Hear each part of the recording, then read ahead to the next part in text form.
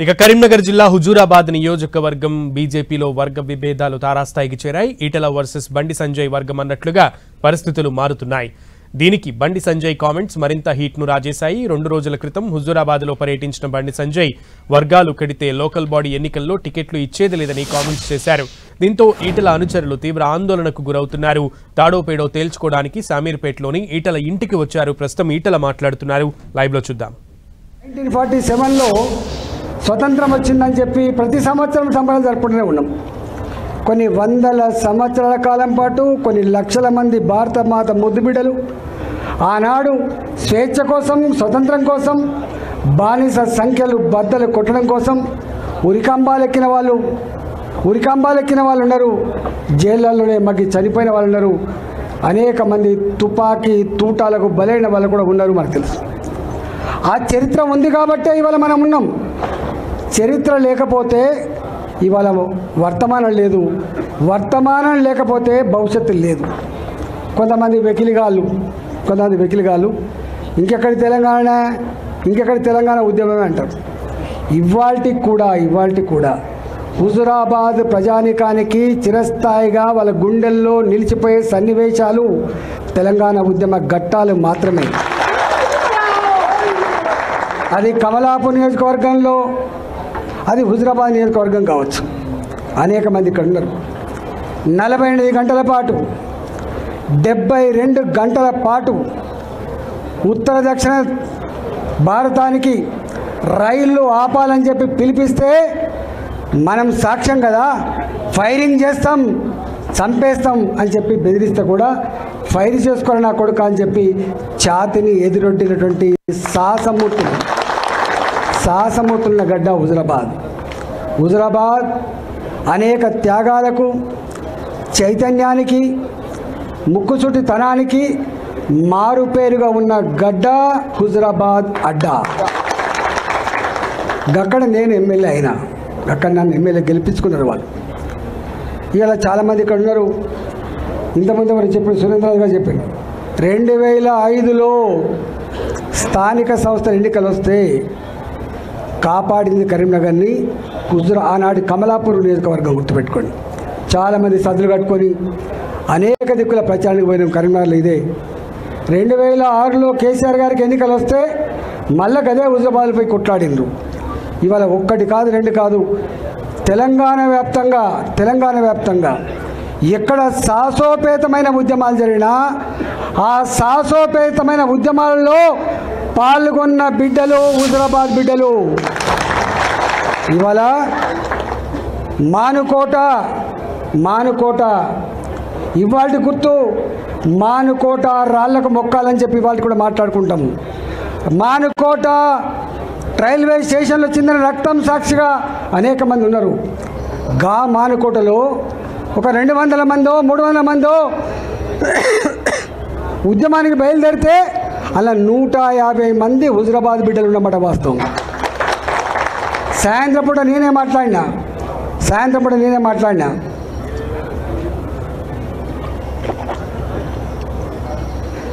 భార్య పిల్లలు గుర్తొచ్చితే వాళ్ళ ఇంటికి వెళ్ళిపోండి.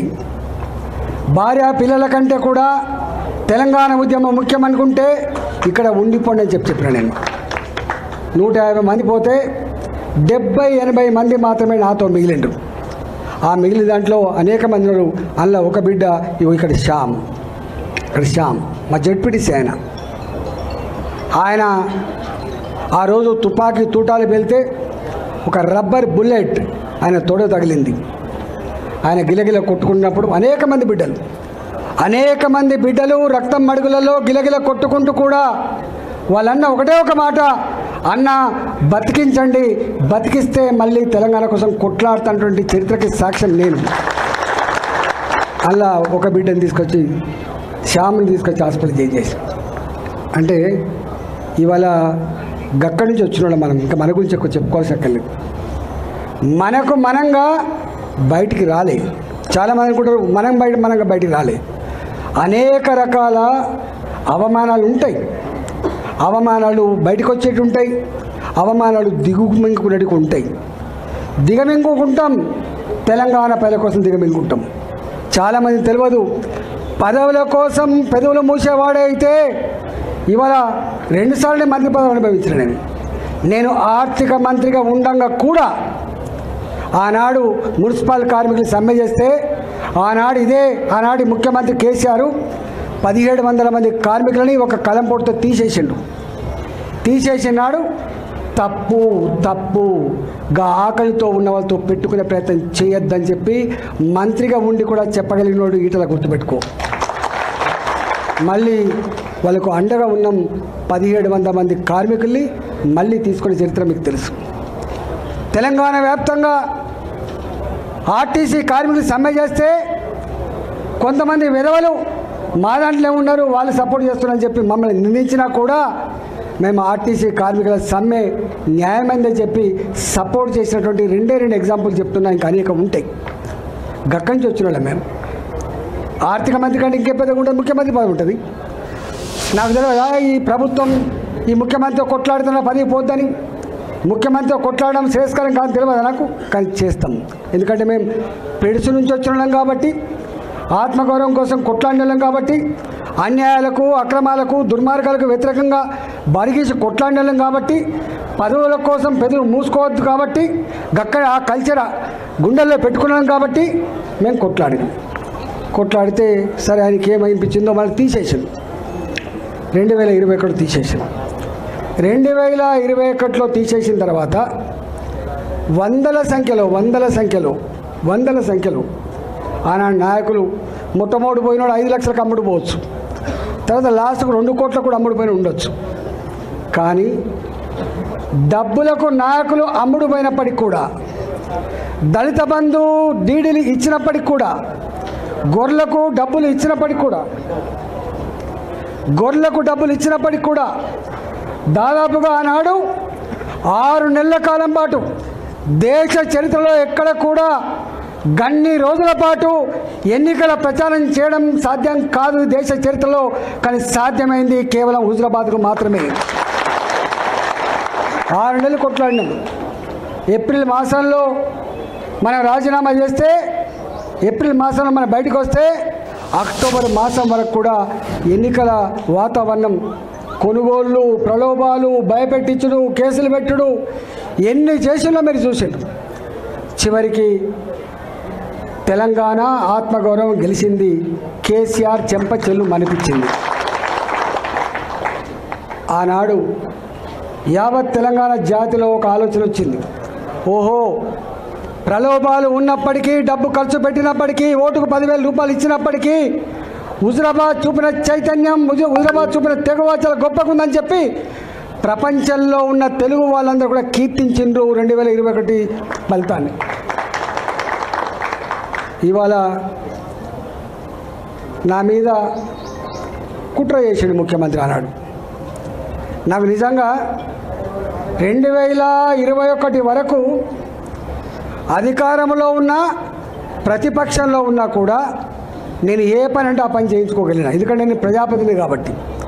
2014 వరకు నేను అధికారంలో లేకపోవచ్చు, ఎమ్మెల్యేనే ఉండవచ్చు, నా పార్టీ అధికారం లేకపోవచ్చు, కానీ నా రోడ్లు ఎక్కడ ఆగలే, నా రోడ్ల నిర్మాణం ఎక్కడ ఆగలే, నా ఇళ్ళ నిర్మాణం ఎక్కడ ఆగలే, నా దగ్గర సబ్స్టేషన్ నిర్మాణం ఎక్కడ ఆగలే.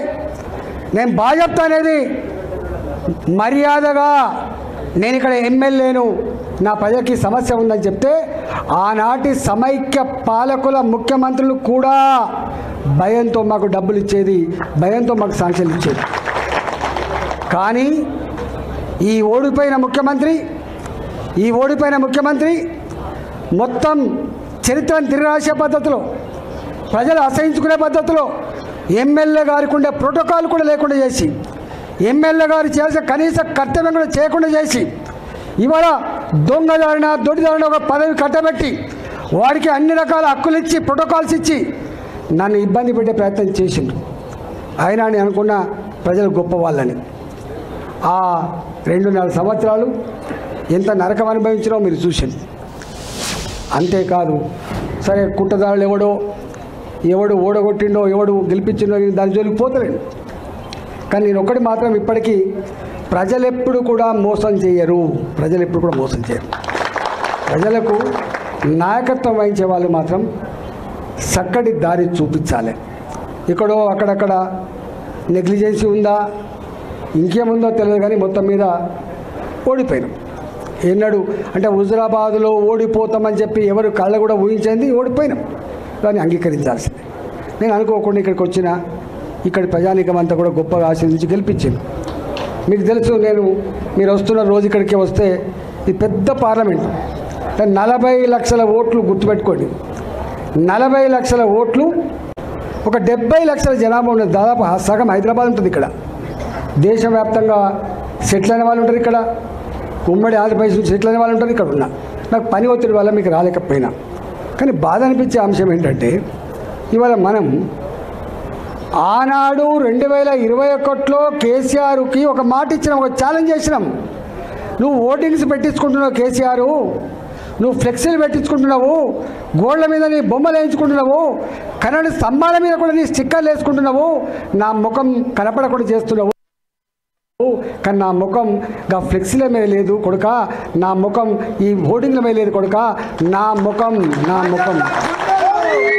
ప్రజల గుండెల్లో ఉందని చెప్పిన. ప్రజల గుండెల్లో ఇవాళ మీరు ఇప్పుడు కూడా ఇలా షామీర్పేట ఏమడ్డనే ఇది?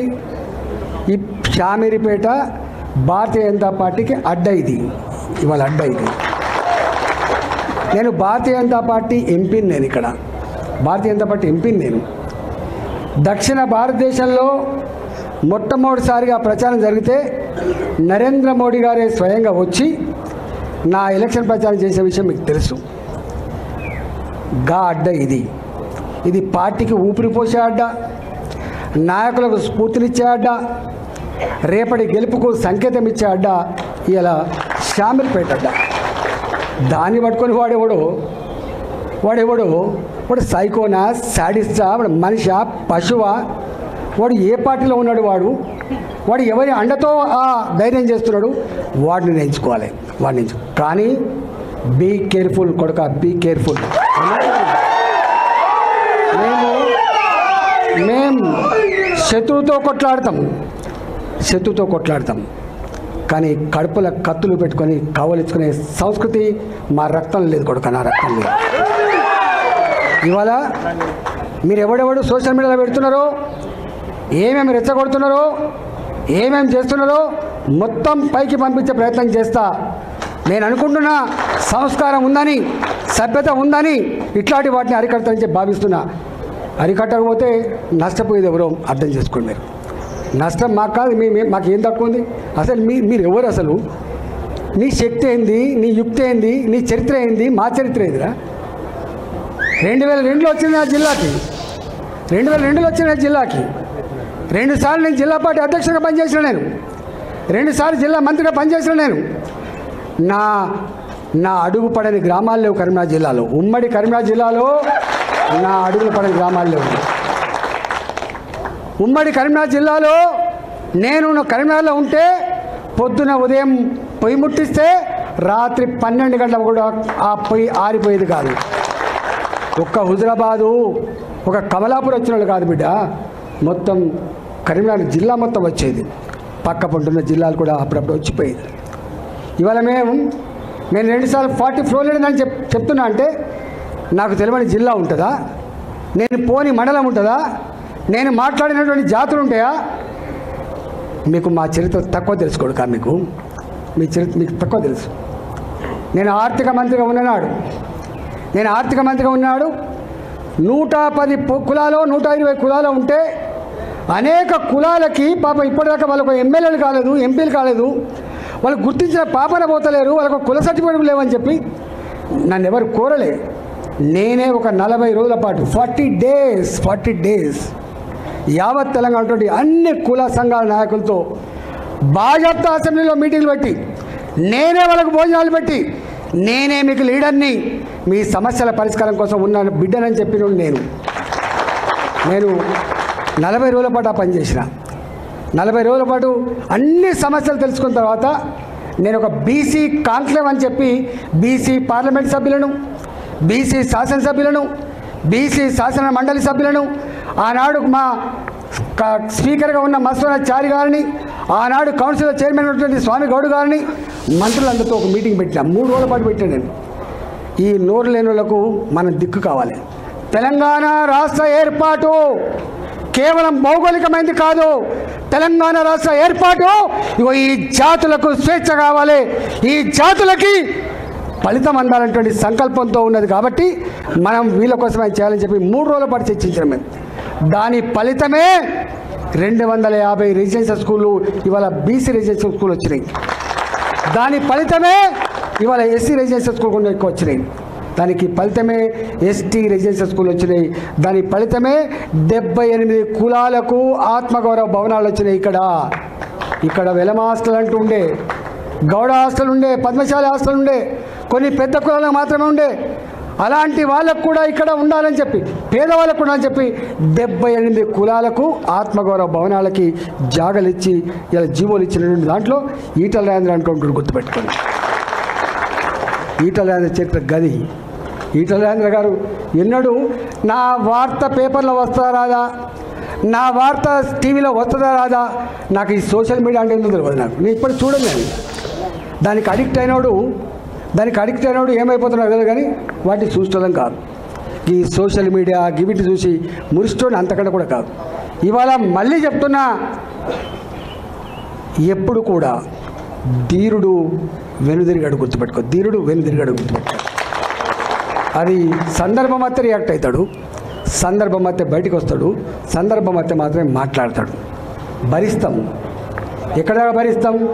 మీరెట్లయితే భరించలేక ఇక్కడికి వచ్చిండ్రో మీ అంతరాత్మని అర్థం చేసుకున్నా.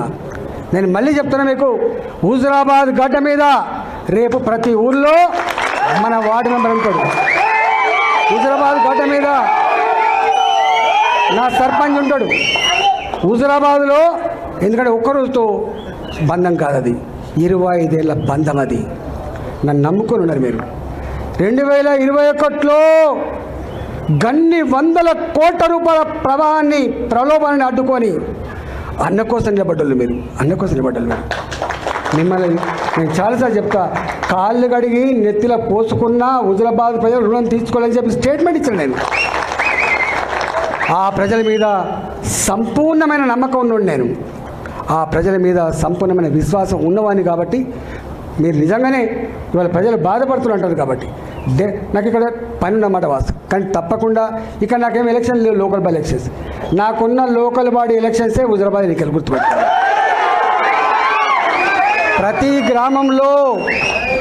ప్రతి గ్రామంలో వార్డు మెంబర్.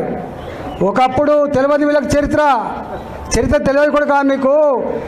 ఎన్నడూ ఒక ఎంపీపీ ఓడిపోలే, ఎన్నడూ ఒక మున్సిపల్ చైర్మన్ మేము గెలవకుండా లేము. 20 ఏళ్ళ చరిత్రలో కేవలం ఒక ఎమ్మెల్యే మాత్రమే కాదు, అన్నిట్లో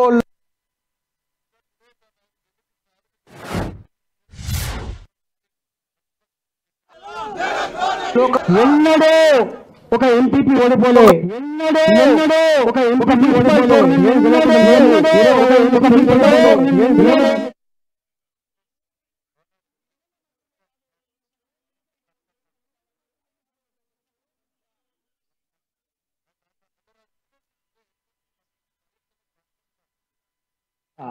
ఎంపీకి కూడా నాకు ఎన్ని ఓట్లు వచ్చినాయో గన్ని ఓట్లు సమానంగా వేయించిన చరిత్ర తప్ప ఎమ్మెల్యేకు ఎక్కువ ఓట్లు, ఎంపీకి తక్కువ ఓట్ల చరిత్ర లేదు. ఇప్పటికీ ఆయన అంతరాత్మ తెలుస్తుంది మా వీరరావు గారికి. 2 కలిపే వచ్చేది. 2 కలిపే వస్తే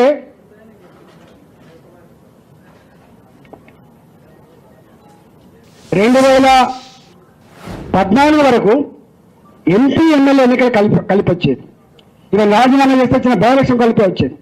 ఈటల రాజేందర్గా నా ఎమ్మెల్యేకి ఎన్ని ఓట్లు వచ్చేదో ఎంపీగా ఆయన కూడా గన్ని ఓట్లు వచ్చేది.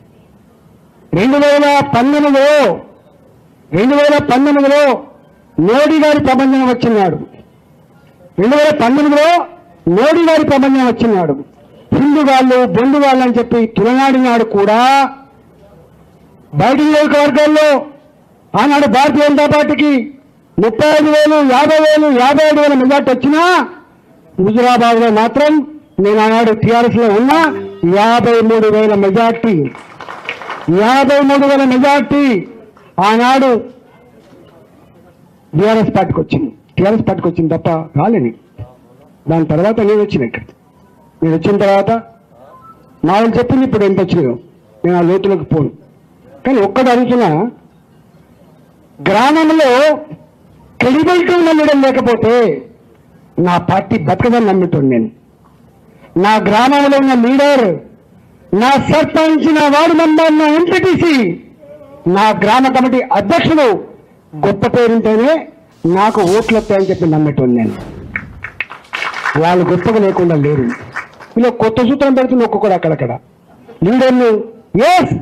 ఈ దేశానికి ఇవాళ నరేంద్ర మోడీ దిక్కు అనేటువంటి భాష ఎందుకు వస్తుంది ఇవాళ దేశంలో? ఎందుకు వస్తుంది దేశంలో?